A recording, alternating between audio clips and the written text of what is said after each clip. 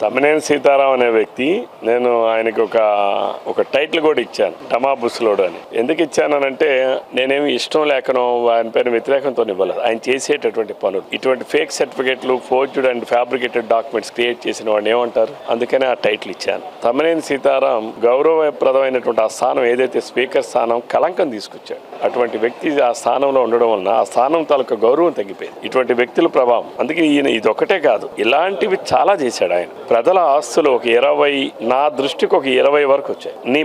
ఒకరి ఆస్తిని మీద ఇతనే ఫోర్జ్డ్ డాక్యుమెంట్స్ క్రియేట్ చేసి వాటి ద్వారా న్యాయస్థానాల్లో కోర్టులకు వెళ్ళి వాళ్ళ మీద కేసులు వేసి వాళ్ళ భయభ్రాంతులకు గురి చేసి ఆ ఆస్తులను కైంకర్యం చేయడం. కృష్ణాపురంలో చనిపోయిన వ్యక్తి, అగ్రిమెంట్ చేసిన వాడు చనిపోయాడు, రాసిచ్చిన వాడు చనిపోయిన వ్యక్తులు మాకు రాశారని చెప్పి ఒక ఫోర్జ్డ్ డాక్యుమెంట్ క్రియేట్ చేసి కోర్టులో కేసు వేస్తే న్యాయస్థానం తీర్పు ఏమిచ్చిందంటే ఈ ఫోర్జ్డ్ డాక్యుమెంట్ క్రియేట్ చేసిన వేల మీద కూడా